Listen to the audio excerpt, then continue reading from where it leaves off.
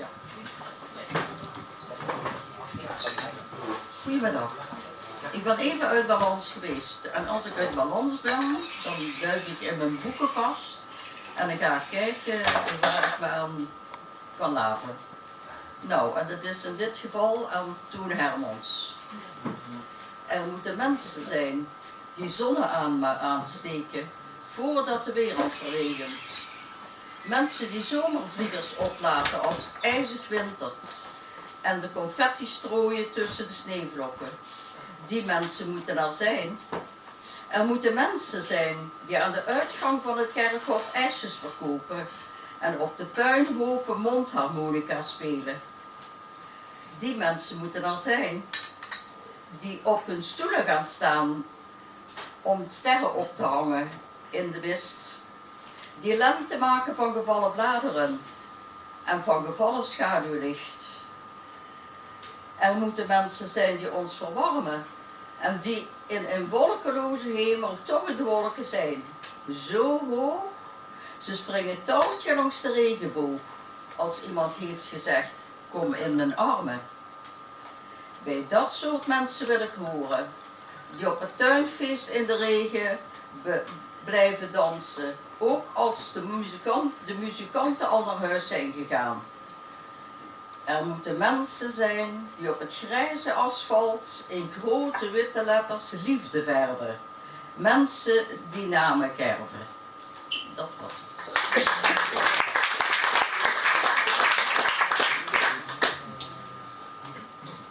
Omdat Amsterdam 700 hoeveel jaar bestaat? 150 jaar.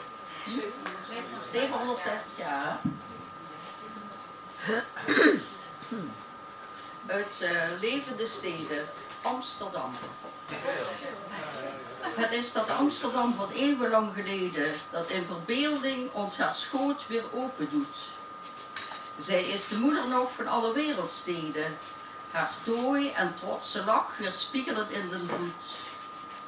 Waaraan ze haar varend kroost en al het uitverkorene en al het warme goud dat zij haar brengen wacht. Zie, met haar stijve kraag van dik vergulde torens zit zij op haar troon met wat wal om wal bevracht. Versierd met groene kanten en ronde hoepelrokken en met een lange stroom als fonkelende sleep. Zo ziet zij rustig om naar al de witte vlokken die uit de volle verf en uit de afgezochte streep van de open horizon hun moeder komen zoeken. Zij zond ze als een troep van watervogels uit.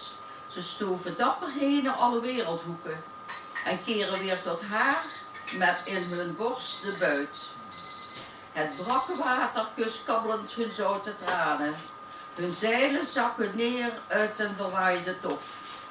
Hun vleugels vallen dicht als doodgeschoten zwanen. Zij schept aan haar schoot als witte rozen op.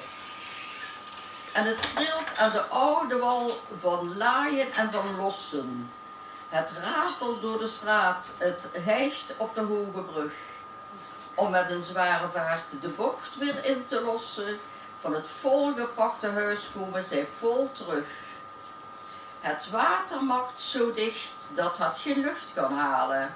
Het plonst en scharrelt door de rimpelige gracht, waarin geen hemel meer van wolken en zonnestralen, maar wel de rijke boot uit heel de wereld lacht.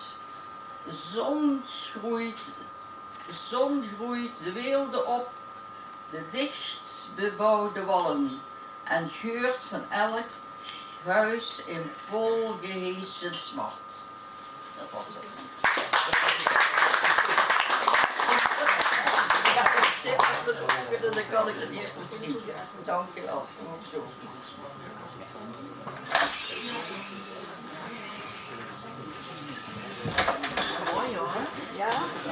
Dat was Maria Bos.